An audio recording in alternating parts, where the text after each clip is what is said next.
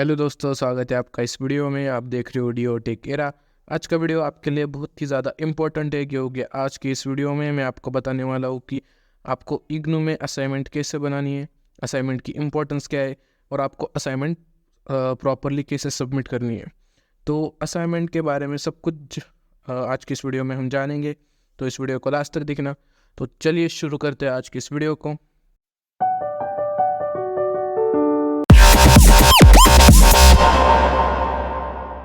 तो सबसे पहले इम्पोर्टेंस ऑफ असाइनमेंट। तो असाइनमेंट आपकी इवैल्यूएशन के लिए बहुत ही ज़्यादा इंपॉर्टेंट है। ये मैं आपको बहुत बार बता चुका हूँ कि मिनिमम 30% मार्क्स आपको आपके असाइनमेंट से मिलते हैं। मतलब जितनी आपकी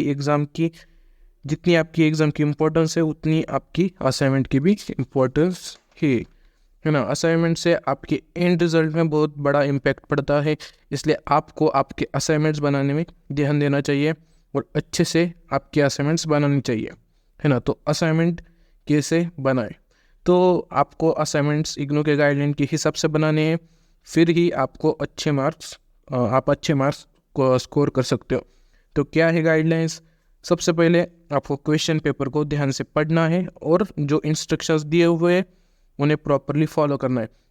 हर एक सब्जेक्ट के लिए अलग अलग इंस्ट्रक्शंस हो गए, हर एक क्वेश्चन के लिए अलग अलग इंस्ट्रक्शंस हो गए, हर एक प्रोग्राम के लिए अलग अलग इंस्ट्रक्शंस हो गए। तो उन्हें आप पढ़कर आपको उन इंस्ट्रक्शंस को प्रॉपरली फॉलो करना है ना। तो आपको सारे क्वेश्चंस नीटली कंप्लीट करने हैं। A4 साइज़ का पेपर यूज़ करना है, A4 साइज़ का पेपर, बाकी कोई भी पेपर आप यूज़ नहीं कर सकते। उसमें आपको लेफ्ट में 4 सेंटीमीटर का मार्जिन छोड़ना है, जो कि पहले से होता है इस तरह के पेपर में। अगर नहीं है, आप अलग तरह का पेपर यूज़ करते हो, तो आपको वहाँ पर लाइन मार के 4 सेंटीमीटर का मार्जिन छोड़ना पड़ेगा, ओके। लेकिन A4 साइज़ का पेपर कंपलसरी है। आपको सारी असाइनमेंट्स आपके हाथ से लिखनी है, बुक से डायरेक्टली कॉपी नहीं करना या टाइप करके आपको सबमिट नहीं करना। आपको ऑनलाइन या ऑफलाइन आपको असाइनमेंट हाथ से ही लिखनी है और आप आंसर्स डायरेक्टली बुक से कॉपी नहीं कर सकते। आपको आपके वर्ड्स में आंसर लिखना होता है। ये इग्नू के गाइडलाइंस में साफ साफ लिखा हुआ है, तो आप चेक कर सकते हो। हर सब्जेक्ट की असाइनमेंट सेपरेट लिखनी है, मतलब सभी सब्जेक्ट की एक ही फाइल में असाइनमेंट अटैच नहीं करनी। हर सब्जेक्ट की अलग अलग आपको असाइनमेंट सबमिट करनी पड़ेगी। तो ये कॉमन टर्म्स है। तो आपको हर क्वेश्चन और हर क्वेश्चन नंबर आंसर के साथ लिखना है। मतलब सिर्फ आप डायरेक्टली आंसर नहीं लिख सकते, आपको उसका क्वेश्चन नंबर और वो प्रॉपरली पूरा क्वेश्चन लिखना होगा। अगर वो क्वेश्चन बहुत ही बड़ा है, पूरा 1 पेज भर गया है, तो आप उसके साथ क्वेश्चन पेपर अटैच कर सकते हो, या आपको अटैच करना कंपलसरी है क्वेश्चन पेपर।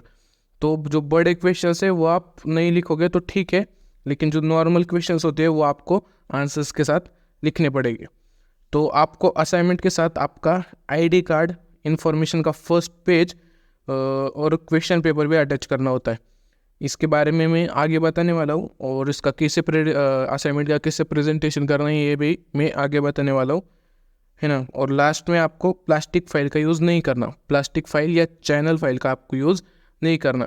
आप पेपर फाइल का यूज़ कर सकते हो, प्लास्टिक फाइल का यूज़ नहीं करना, ये रेस्ट्रिक्टेड है आपकी। इससे अगर आप प्लास्टिक फाइल में सबमिट करते हो तो आपकी असाइनमेंट रिजेक्ट हो सकती है ना। लास्टली आपको प्रेजेंटेशन कैसे करना है असाइनमेंट का।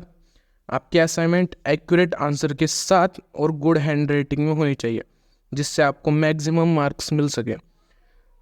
फाइल पे आपको फर्स्ट इन्फॉर्मेशन पेज अटैच करना है, मतलब जो फाइल है उस पे आपको फर्स्ट इन्फॉर्मेशन का पेज चिपकाना है ना। अगर आप पेपर फाइल यूज़ कर रहे हो, अगर नहीं कर रहे तो उसे इस तरह से रखे कि सबसे ऊपर वो फर्स्ट इन्फॉर्मेशन का पेज हो। इन्फॉर्मेशन का पेज कुछ इस तरह से होता है, आप देख सकते हो। इसमें आपको आपके सारे डिटेल्स फिलअप करनी होती है।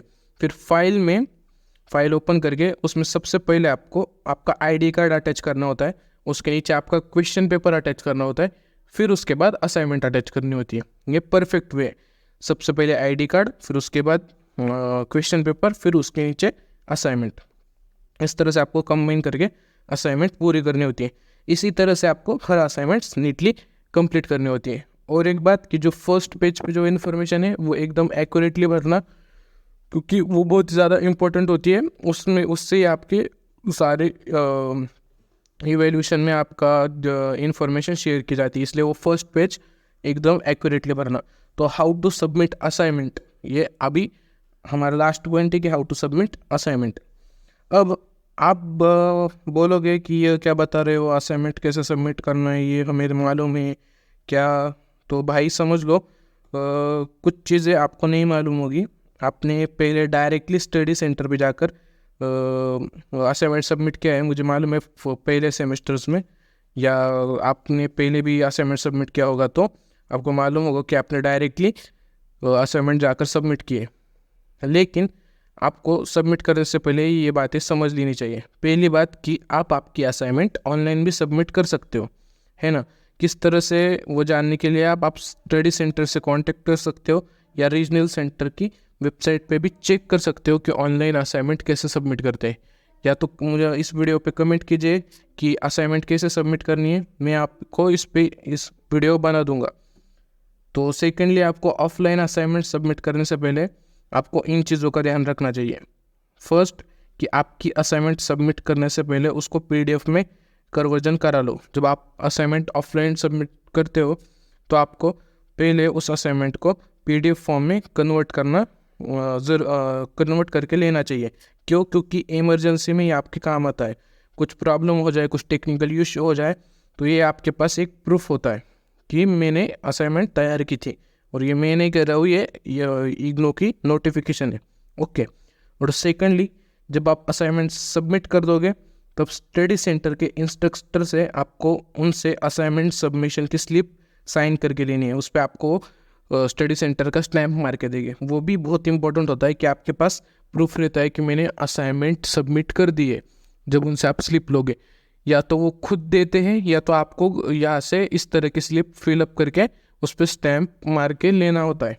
या तो आप ब्लैंक पेपर पे आपकी इन्फॉर्मेशन फिलअप करके, इनरोलमेंट नंबर, प्रोग्राम कोड, वो सारी इन्फॉर्मेशन फिलअप करके आप उनसे स्टैम्प मार के ले सकते हो। तो आपकी असाइनमेंट मार्च अप्रैल में सबमिट होती है। स्टडी सेंटर या रीजनल सेंटर से आप कनेक्टेड रहना। एक मार्च अप्रैल, मतलब अप्रैल में most of the assignment submit होती है, लेकिन कुछ मार्च में भी होती है। तो बस इस वीडियो में इतना ही। और अगर आप BCA में हो तो आपके लिए मैंने study material, notes, short assignments बना रखे हैं, तो आप चैनल पर जाके चेक कर सकते हो। And thanks for watching this video, and don't forget to subscribe, because subscribe is necessary.